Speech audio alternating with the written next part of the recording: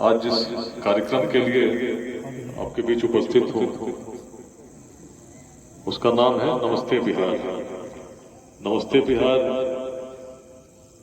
1 दिसंबर को सासाराम के फजलगंज स्टेडियम में हम लोग आयोजित करने जा रहे हैं, जिसका उद्देश्य है कि जिस अभियान में आज बिहार के सभी अलग अलग क्षेत्रों के लोगों को हम लोग जोड़ने का प्रयास कर रहे हैं ताकि बिहार का भविष्य उज्जवल, उसके संदेश को व्यापकता के साथ हर व्यक्ति तक हम पहुंचा सकें। तिलौथू से मेरा आत्मीय जुड़ाव रहा है और जिस समय रोहतास में पुलिस अधीक्षक के रूप में मैंने योगदान दिया था वर्ष 2008 के अगस्त महीने में, उसके तुरंत बाद कुछ घटनाएं घटी पहाड़ी पर, मुझ पर भी गोलियां चली और एक समय ऑपरेशन विध्वंस भी चला, जिसमें कि हम लोग पहाड़ के हर क्षेत्र में घूमते रहे, हर गांव से संवाद भी स्थापित उस क्रम में होता रहा और एक मन में भाव जगा कि केवल यदि शस्त्रों के साथ इस समस्या को नियंत्रित करने का प्रयास होगा तो कभी नियंत्रित नहीं हो सकेगी। इससे पहले भी बगहा में मेरी पोस्टिंग रही थी और बगहा की समस्या बड़ी जटिल थी। अंग्रेजों ने यूनिवर्सिटी ऑफ क्राइम लिखा था, पत्रकार मिनी चंबल कहते थे। पुलिस के बड़े ऑपरेशन चले थे, व्हाइट पैंथर, ब्लैक पैंथर, जिसमें कुछ डकैत पकड़े जाते, लेकिन समस्या जस की तस थी। अनेक अपहरण होते थे प्रतिवर्ष और पुलिस एक प्रकार से हार मान चुकी थी कि समस्या में परिवर्तन होने वाला नहीं है और सब लोग यथास्थिति को जब मान चुके थे तो लोग भी कहते थे कि महर्षि वाल्मीकि की भूमि है, याद कीजिए वाल्मीकि इससे पहले क्या था। और इसी भाव के साथ जब बगहा में मेरी पोस्टिंग हुई तो मेरे मन में तो इच्छा थी कि बदलना है, लेकिन लोग कहते थे बदलने वाला नहीं।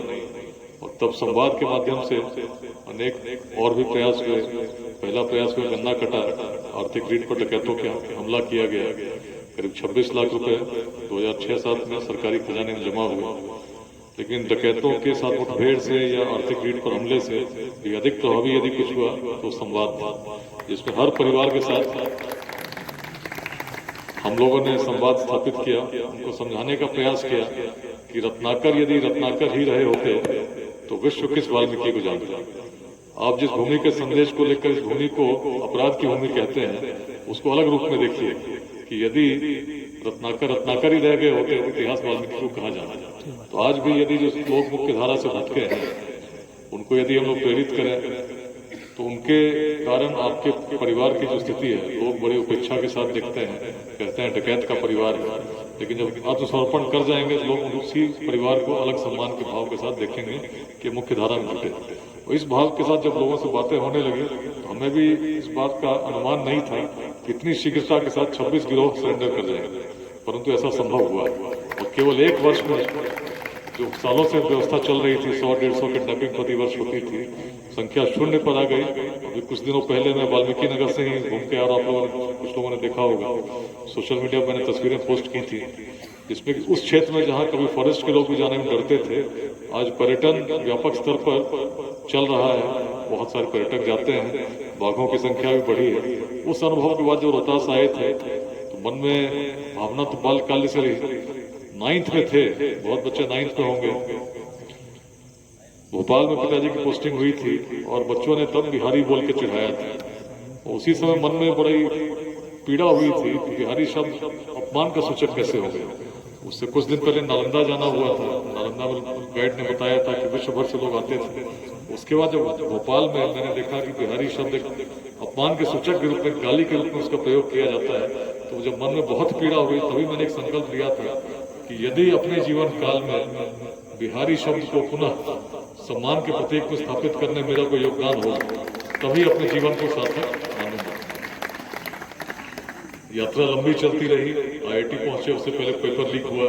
IIT पहुंचे, उसके बाद घर जाने में समस्या हुई, कहा गया बेगूसराय में पकड़ के शादी होती है, लेकिन संकल्प सुदृढ़ होता गया। इसीलिए जब नौकरी मेरी जर्मनी में लगी, मल्टीनेशनल कंपनी में लगी, मन नहीं माना। मन कहता था कि बिहार के लिए यदि योगदान करना चाहते हो तो कुछ ऐसा करना होगा इसमें कम समय में ही आप प्रभावी तरीके से समाज में योगदान कर सकते हो। और तभी सिविल सर्विसेज की ओर मेरा ध्यान आकृष्ट हुआ। बगहा आए थे, लोग कहते थे बदलेगा नहीं, लेकिन तब भी परिवर्तन के लिए हर संभव जब मैंने प्रयास किया तो बगहा बदल गया। उसके बाद रोहतास आया था। रोहतास की स्थिति बड़ी विषम थी। इसी तिलौथों के आसपास में उग्रवादी घूमा करते थे। मेरे कार्यकाल में यहाँ तिलौथों का नया थाना बन रहा था, उसको भी विस्फोट करके उग्रवादियों ने उड़ा दिया था। मुझ पर गोलियां चली थी, सब कुछ हुआ था, लेकिन बहुत स्पष्टता के साथ बगहा में भी देख चुका था जो समस्या संवाद से हल हो सकती है, किसी अन्य तरीके से नहीं हो सकती। और इसीलिए पूरे पहाड़ी पर लोगों को जोड़ने का हम लोगों ने प्रयास किया, ऐसे लोगों को जो मुख्य धारा से भटक चुके थे। उसमें तिलौथों की भूमिका बड़ी महत्वपूर्ण रही। पहला कार्यक्रम हम लोगों ने रोहतास में किया। रोहतासगढ़ के नीचे लोगों को बुलाया, इसमें तिलौथों से लेकर नौहट्टा तक के सभी जनप्रतिनिधियों को हम लोगों ने आमंत्रित किया था। सोन महोत्सव नाम से एक अभियान का प्रारंभ किया गया कि रोहतासगढ़ की गरिमा को पुनः स्थापित करेंगे और रोहतासगढ़ को पुनः एक पर्यटक स्थल के रूप में विकसित करेंगे। यही उसका उद्देश्य उस समय बताया गया था। और उसके साथ पहला कार्यक्रम नौहट्टा में हुआ, जहां से अभी आ रहा हूँ, और दूसरा कार्यक्रम 10 जनवरी 2009 को 2 दिवसीय रखा गया था तिलौथों में, 10 और 11। और तिलौथों में सभी का सहयोग इस रूप में मिला कि बड़े ऐतिहासिक आयोजन हुए। मेरे YouTube चैनल पर पहला वीडियो जो है तिलौथों का ही है, जिसमें हम लोग सोन महोत्सव सोन किनारे 2010 में मैंने इस वीडियो को अपलोड किया था। पहला वीडियो मेरे चैनल का है, जिसमें सोन किनारे में बता रहा हूँ कि हम लोग इस क्षेत्र में जिसके पूर्वज इतने यशस्वी थे, उसके गौरव को पुनः स्थापित करने के, लोगों को जागृत करने का प्रयास करें। और मन में विश्वास था कि क्षेत्र से उग्रवाद बहुत शीघ्र मिटेगा। ऐतिहासिक वीडियो आप देख सकते हैं। उसके बाद जो प्रयास हुआ, इस रूप में उसने आकार ग्रहण करना शुरू किया कि लोग जागरूक हुए। हर आदिवासी के मन में भी एक प्रकार का भाव जागृत करने में सफल हुए, जिसमें उनको लगने लगा कि उग्रवादियों के कारण हमारे क्षेत्र में जो संघर्ष चल रहा है, इससे हमारा विकास अवरुद्ध हो रहा है। और तब जो हम लोगों ने नहीं कहा, लोगों ने खुद उस रूप में विरोध करना प्रारंभ कर दिया। हर गतिविधि की जानकारी पुलिस को मिलने लगी और धीरे धीरे ऐसा दबाव उग्रवादियों पर बना कि उनको भी आत्मसमर्पण करना पड़ा, जिसकी कल्पना लोग कभी नहीं कर सकते थे। कितने शीघ्रता के साथ परिवर्तन होगा, उसको रोहतास ने साकार होते देखा है। तब जब संवाद से लोग जुड़े और लोगों ने मिलकर एक निस्वार्थ भाव के साथ क्षेत्र के लिए प्रयास किया। यदि रोहतास में परिवर्तन आया तो पुलिस की वजह से नहीं आया, पुलिस तो एक माध्यम बनी, लेकिन आया इसलिए चूंकि उसमें GM अंसारी जी जैसे लोग, राउतार जी जैसे लोग, अनेक लोग, महेंद्र ओझा जी जैसे लोग, सब लोगों ने अपना समय दिया। महेंद्र ओझा जी भी नौहट्टा तक गए, सब हर कार्यक्रम में सम्मिलित रहे। जितने लोग उससे जुड़े, सत्या जी भी तब से जुड़े रहे। सभी लोगों के सहयोग के कारण ही एक बड़ा परिवर्तन साकार हो सका। 2 बड़े परिवर्तनों को अपने जीवन काल में मैंने देखा है। बगहा को देखा, रोहतास को देखा, और उसके बाद जहां भी रहा, इस विश्वास के साथ मैंने देखा कि बिहार जो बाल्यकाल से मैं बदलते देखना चाहता हूँ, तभी बदल सकता है जब संवाद के साथ हम लोगों को जोड़े। और बिहार की सबसे बड़ी यदि चुनौती हम देखेंगे तो बिहार की जनसंख्या है। आज लगभग 14 करोड़ बिहार की जनसंख्या में 9 करोड़ की संख्या युवाओं की है, जिनकी उम्र 30 साल से कम है। ऐसे में यदि बिहार को विकसित बिहार बनाना चाहते हैं, पूरे भारत का लक्ष्य है कि 2047 तक भारत विकसित हो, लेकिन बिहार की जो आज वर्तमान स्थिति है, एक छोटे से रोजगार के लिए, शिक्षा के लिए हम लोग बिहार से बाहर जाने के लिए विवश हो जाते हैं। यदि हम अच्छी तरह से पढ़ लिख के सक्षम हो जाते हैं तो हमें यहाँ अवसर नहीं मिलते, और यदि हम नहीं होते हैं तो भी यहाँ अवसर नहीं मिलते। हर दुविधा में पलायन एक मजबूरी हो गई है। और यदि हम चाहते हैं कि भारत विकसित हो, सबसे पहले हमें बिहार को विकसित करना होगा और 2047 तक एक ऐसे विकसित बिहार का निर्माण करना होगा जिसमें शिक्षा के लिए, रोजगार के लिए और स्वास्थ्य के लिए किसी व्यक्ति को बाहर जाने की आवश्यकता नहीं है। अब आप सोचेंगे कि ऐसा बिहार बनेगा कैसे? यदि वर्तमान बिहार को हम देखें तो वर्तमान बिहार में यदि कोई राजनीतिक दल, आप किसी का भी नाम ले लीजिए, जो है, जो आना चाहते हैं, यदि आप उनकी दृष्टि को देखेंगे तो एक चीज बड़ी स्पष्टता के साथ दिखेगी कि हर दल की एक ही लक्ष्य सबसे महत्वपूर्ण है, वो है कि अगला चुनाव हम कैसे जीते। अगला चुनाव जीतने की समाज की जो स्थिति है, खंडों में बटा हुआ समाज है, जाति के नाम पर हम बटे हुए हैं, संप्रदाय के नाम पर बटे हैं, विचारधाराओं के मतभेद के नाम पर बटे हैं। उस समाज में जब राजनीतिक दलों का हस्तक्षेप होता है तो चाहते हैं किस प्रकार से वैसे समीकरण के हिसाब से उम्मीदवार चुने जाए, उम्मीदवार योग्य है या नहीं, बिहार के प्रति उनकी दृष्टि है या नहीं, मायने नहीं रखता, लेकिन उम्मीदवार जीत सकते हैं या नहीं, उस समाज में जिसका समीकरण क्या है, यह मुख्य निर्धारण का बिंदु होता है। ऐसी परिस्थिति में यदि हम 2047 तक विकसित बिहार चाहेंगे तो निश्चित है कि राजनीति में यदि कोई अच्छे लोग आए, कुछ ईमानदार लोग आए तो सकारात्मक परिवर्तन होगा। लेकिन बिहार में यदि बड़ी संख्या में अच्छे लोग राजनीति में आने का प्रयास भी करें, पहली बात तो ऐसे लोग आएंगे नहीं। दूसरी बात, यदि आने का प्रयास भी करेंगे, कुछ लोगों का आने से बहुत बड़ा फर्क तब तक नहीं पड़ेगा जब तक बड़े सामाजिक चेतना को हम लोग जागृत नहीं करते, सामाजिक रूप में समाज को हम लोग जोड़ते नहीं। क्योंकि प्राचीन काल में बिहार यदि अग्रणी था तो उसका कारण क्या था? जातियां तब भी थी, लेकिन ऐसा जातिवाद जिसमें आज हम संघर्ष करते हैं अगर तब रहा होता तो मगध में किसी नंद वंश का उदय कभी नहीं होता। सबसे निम्न वर्ग के व्यक्ति हमारे बिहार में शासक बने, ये उदाहरण है बताने का कि हमारे पूर्वजों की दृष्टि क्या थी। यदि बिहार में उस प्रकार का जातिवाद रहा होता तो आचार्य चाणक्य भी चंद्रगुप्त की जाति खोजते। यदि उस प्रकार का जातिवाद रहा होता तो 7,707 गणराजाओं वाली वैशाली कभी स्थापित नहीं होती। जाति आधार नहीं था, केवल क्षेत्र में अलग अलग उस पूरे उत्तर बिहार के क्षेत्र में 7,707 गणराजाओं को लोग चुनकर भेजते थे बिना किसी जाति के उस क्षेत्र के आधार पर। और वैशाली के संख्यागार में प्रति वर्ष बिना माइक के सोचिए कैसे उतने लोग संबोधित होते होंगे। एक अलग भाव था बिहार में जाति को से ऊपर सोचने का, व्यक्ति को व्यक्ति से जोड़ने का। यही कारण था कि हम अफगानिस्तान के पार तक, हिमालय के उत्तर तक, दक्षिण में सागर तक, पूर्वोत्तर के पार तक उस अखंड भारत के साम्राज्य को इस भूमि से स्थापित कर सके। यही कारण था कि हमारे पूर्वज कभी विश्व को शून्य दे सके, ऑक्सफोर्ड और कैम्ब्रिज से पहले नालंदा और विश्वविद्यालय और विक्रमशिला विश्वविद्यालय दे सके। और यही कारण था कि हमारे पूर्वज कभी रोहतासगढ़ जैसे किले को स्थापित कर सके, जिसको जब मुगल आए उनके लेखक फरिश्ता ने भी लिखा कि दुर्ग अभेद्य है, इसको बल से नहीं केवल छल से जीता जा सकता है। तो यदि ऐसे पूर्वजों के हम वंशज हैं, तब जब उस काल में जब रोड नहीं थे, टेक्नोलॉजी नहीं थी, सूचना के तंत्र नहीं थे, इतना कर सकते थे, तो आज क्यों ऐसी स्थिति आ गई कि एक छोटे से रोजगार का सृजन नहीं कर पाते अपने उन बिहार वासियों के लिए जिनको उसके लिए कहीं दूर जाना पड़ता है। तो इस अभियान का संदेश बड़ा स्पष्ट है, कोई राजनीतिक अभियान नहीं।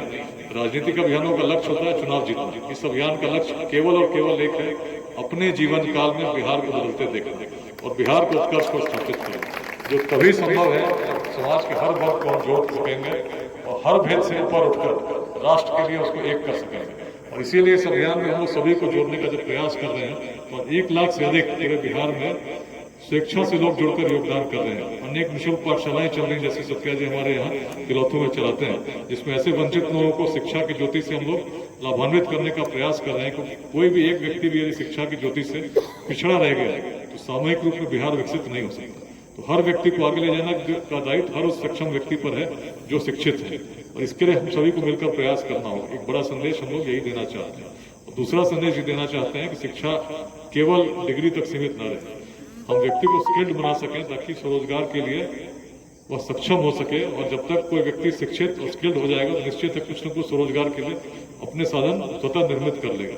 और बिहार को ऐसे व्यक्तियों की आवश्यकता है जो केवल रोजगार मांगने वाले नहीं हो, रोजगार देने वाले बने, और तभी हम बिहार में उस बेरोजगारी की समस्या को दूर कर सकेंगे। लेकिन ऐसे लोगों को स्थापित करने के लिए एक ऐसे अभियान की आवश्यकता है जिसमें ऐसे लोग जो सफल हैं, सक्षम हैं, उनका मार्गदर्शन कर सकें, उनका समय पर सहयोग कर सकें। इस अभियान में आज 10,000 से अधिक ऐसे सफल उद्यमी, ऐसे लोग जो बिहार में भी हैं, बिहार के बाहर हैं, मुंबई में है, बेंगलुरु में है, दिल्ली में है, न्यूयॉर्क में है, दुबई में है, ऐसे लोगों को हम लोगों ने जोड़ने का प्रयास किया है। तो आज 10,000 की संख्या है, जिसमें कि अपने जिलों से जुड़कर अपने जिले के युवाओं को आप मार्गदर्शन दें, ऐसा प्रस्ताव, ऐसा विचार उनके मन में हम लोग स्थापित करने का प्रयास कर रहे हैं। इसी का नतीजा है कि आज स्टार्टअप समिट्स के माध्यम से हम लोगों ने बहुत लोगों को जोड़ा भी है, और अलग अलग जिलों में कुछ स्टार्टअप्स आज प्रारंभ हो रहे हैं जिस अभियान की प्रेरणा से हो रहे हैं। उद्देश्य अभी वर्तमान में ये है कि 2028 तक बिहार की हर पंचायत में हम लोग इस प्रकार का अध्याय स्थापित करें और हर जिले में कम से कम 5 स्टार्टअप लगाएं जिसमें 100 लोगों को कम से कम रोजगार मिलता है। लेकिन बड़ा लक्ष्य यही है कि बिहार के हर पंचायत में इस प्रकार से अभियान चले कि स्टार्टअप्स की, उद्यमिता की क्रांति बिहार में आए और रोजगार की समस्या को हम मिलकर इस रूप में निवारण करें कि 2047 तक किसी व्यक्ति को बाहर जाने की आवश्यकता नहीं है। और ये तभी संभव है जब हर व्यक्ति इसको अपना अभियान मानकर बिहार को आगे बढ़ाने के लिए साथ जुड़े। जिस समय 9 जनवरी 2009 को 10 जनवरी को हम लोग यहाँ कार्यक्रम कर रहे थे, उस समय यदि किसी से पूछा जाता कि क्या तुम्हें विश्वास है कि रोहतास से उग्रवाद मिटेगा, तो अधिकांश लोग यही बोलते कि यहाँ से उग्रवाद नहीं मिट सकता है। बगल में झारखंड है, पलामू है, गढ़वा है, सब कारण गिनाते के ऊपर पहाड़ है, यहाँ पर तो कोई जा नहीं सकता है। लेकिन उस विपरीत परिस्थिति में पहला काम जो हम लोगों ने किया, सभी के सहयोग से रोहतासगढ़ किले पर तिरंगा लहराने का काम किया ताकि सभी के मन में ये भाव जगे कि क्षेत्र में परिवर्तन संभव है। दूसरा काम ये हम लोगों ने किया कि पहाड़ी पर जहाँ चुनाव नहीं होते थे आजादी के बाद कई गांव पहली बार वहां मतदान कराने का काम किया, तब जब बीएसएफ की कंपनी पर हमला भी हुआ था। उद्देश्य बड़ा स्पष्ट था। मेरा व्यक्तिगत इसमें स्वार्थ क्या हो सकता था? मैं तो रोहतास का हूं भी नहीं, बेगूसराय का रहने वाला था, लेकिन जब तक बिहार का एक एक हिस्सा, एक एक क्षेत्र में परिवर्तन नहीं होगा, बिहार नहीं बदलेगा। और जब तक बिहार नहीं बदलेगा तो भारत कहां बदलने वाला है? तो हर व्यक्ति के ऊपर दायित्व है, याद रखना होगा कि हम ही थे जिन्होंने उस काल में पूरे अखंड भारत के साम्राज्य का नेतृत्व किया था, जब मार्ग ऐसे नहीं थे, सूचना के तंत्र ऐसे नहीं थे और ऐसी प्रौद्योगिकी नहीं थी। आज बड़ी प्रसन्नता हुई, तिलौती हाई स्कूल में उन्होंने बताया कि अंतरिक्ष यान का एक हाल में कार्यक्रम हुआ है और पहला स्पेस लैब इस तिलौतू के हाई स्कूल में खोला गया है। तो बड़े सकारात्मक संकेत है भविष्य के बिहार के लिए। हमें प्रयास करना होगा कि बिहार के हर विद्यालय में इसी प्रकार से उन्नति हो, हर विद्यार्थी अपने विद्यार्थी जीवन में शिक्षा को प्राप्त करे और इसके हर पंचायत में इस प्रकार की जागरूकता लानी होगी। ये जो कार्यक्रम हम लोग 1 दिसंबर को करने जा रहे हैं, इसका उद्देश्य यही है कि इस बड़ी सहभागिता के साथ इस संदेश को कि बिहार केवल ऐसे लोगों का नहीं है जो जाति और संप्रदाय में बटे हुए हैं और जो सोचते हैं, बिहार ऐसे लोगों का भी है जो बिहार को बदलते देखना चाहते हैं और जाति संप्रदाय के बंधनों से मुक्त होकर बिहार के लिए सोचते हैं और योगदान करना चाहते हैं। यही बड़ा संदेश हम लोग उस दिन देंगे। और मैं तो हमेशा यही कहता हूँ, मानता हूँ कि समाज को नुकसान दुर्जनों के दुष्कृत्यों से उतना नहीं होता जितना सज्जनों की निष्क्रियता से होती है। तो अच्छे लोग जब जुड़ेंगे, और बिहार आज जिस स्थिति में है, जब तक अच्छे लोग इन सभी बंधनों से मुक्त होकर जुड़कर शिक्षा के विकास में, समतामूलक समाज के निर्माण में और उद्यमिता की क्रांति को लाने के लिए कार्य नहीं करेंगे तो भविष्य बहुत सुखद नहीं होगा। जिस स्थिति में आज बड़ी संख्या में पलायन होता है, यदि 9 करोड़ लोगों को अगले 2 दशकों में हमें रोजगार बिहार में देना है तो सभी को बढ़कर इसमें योगदान करना होगा। अपने सभी स्वार्थों से ऊपर उठकर थोड़ा सा अंशदान करना होगा, तभी हम बिहार को बदलेंगे। तो यदि आप मेरे साथ हैं, और मुझे तिलौतू में मुझे पूरा विश्वास है, इस भूमि से मैंने तब भी देखा था जब बड़ी परिवर्तन को लेकर मैं चला था, भरपूर सहयोग मिला था। आज भी मुझे पूरा विश्वास है कि उस दिन सासाराम में जब कार्यक्रम होगा, बड़ी संख्या में लोग तिलौतू से भी चलेंगे। तो आज मैं मुख्य रूप से आपको निमंत्रित करने आया हूँ, एक आह्वान करने आया हूँ कि जो संदेश हम लोग रोहतास की भूमि से दे सकते हैं, एक बड़ा संदेश इसलिए होगा कि एक परिवर्तन जिसको कभी लोग असंभव मानते थे, उसको हमने संभव होते देखा है। उसी प्रकार से बिहार की जब बात करते हैं तो हर व्यक्ति निराश प्रतीत होता है, कहता है कि बिहार में परिवर्तन नहीं हो सकता, केवल राजनीति होती है, केवल जातिवाद होता है, लोग बदलने वाले नहीं। उस बिहार में यदि हम जगे तो जैसे सम्राट अशोक के स्तंभ पर जो सोया हुआ सिंह है, केवल उसको जगाने की आवश्यकता है। हम जगेंगे, विश्व जगेगा, और हम बदलेंगे, युग बदलेगा। इस प्रकार का भाव जब हर बिहारवासी के मन में स्थापित हो जाए तो क्षमता की कमी नहीं है। आज भी बिहार से सबसे बड़े विद्वान उत्पन्न होते हैं, लेकिन पूरे विश्व भर में कहीं कहीं प्रसारित हो चुके हैं। बिहार से अनेक ऐसे प्रतिभाशाली छात्र और छात्राएं पूरे विश्व भर में आगे बढ़ चढ़कर योगदान कर रहे हैं। लेकिन अपने बिहार की जब बात आती है तो हम पाते हैं कि ऐसे लोगों को अवसर यहाँ नहीं मिलता, लोग बाहर जाते हैं। लेकिन अपने जीवन काल में यदि उस गति को बदलना है तो याद रखिए, उसी के कारण भारत का भी उत्कर्ष संभव हो सकेगा। यदि बिहार पिछड़ा रहा तो नहीं हो सकेगा। इसीलिए इस कार्यक्रम की आवश्यकता है। और 1 लाख से अधिक लोग तो केवल व्हाट्सएप के माध्यम से जुड़े हैं। लाखों लोग इस अभियान के साथ जुड़कर एक नई दृष्टि के साथ बदलते बिहार का भाव मन में लिए इस अभियान को देख रहे हैं। तो अब सभी के सहयोग की आवश्यकता है, तभी अभियान और सशक्त होगा और अपने जीवन काल में हम लोग बिहार को परिवर्तित कर सकेंगे। जैसे कि उस समय अगर कोई कहता तिलौतू में कोई विवाद मिटेगा तो शायद लोग नहीं मानता, लेकिन बदला कि नहीं? उसी प्रकार आज यदि कोई कहेगा कि बिहार बदलेगा नहीं तो इस भाव को मन से निकाल दिया। निश्चित बिहार बदलेगा और हम ही मिलकर बिहार को बदलेंगे। और इसमें सभी लोग की सहभागिता जब होगी तो गति और तीव्र होगी। और निश्चित रूप से इसमें हम सभी लोग अपने जीवन काल में स्वप्न को देखेंगे साकार होते हुए, जो आज हम लोग जिसकी चर्चा कर रहे हैं। तो आप सभी को इस अवसर पर आभार व्यक्त करता हूँ। इतनी देर शाम तक 2 घंटे कार्यक्रम विलंब होने के बाद भी आप लोग रहे। विशेष रूप से शैलेंद्र ओझा जी का मैं हृदय से आभार व्यक्त करता हूँ कि आप भी रुके इस कार्यक्रम के लिए। आपका भी पूरा सहयोग चाहिए, मार्गदर्शन चाहिए, क्योंकि आप एक कुशल नेतृत्वकर्ता भी रहे हैं और इस तिलौतू क्षेत्र के मार्गदर्शक भी रहे हैं। इस कार्यक्रम से कैसे लोगों को उपस्थिति हो, सहभागिता हो और कैसे हम लोग हर पंचायत के लोगों को जोड़ सकें। उस दिन पैक्स का चुनाव भी तिलौतू में निर्धारित हुआ है, लेकिन प्रतिकूल परिस्थितियों में भी जब लक्ष्य स्पष्ट होता है तो हमें प्रयास करना चाहिए और हम सफलता प्राप्त करते हैं। तो उसको ध्यान में रखते हुए हम लोग उसकी तैयारी अभी से करेंगे और सुनिश्चित करेंगे हर व्यक्ति को हम लोग इस अभियान के साथ जोड़ सकें। धन्यवाद।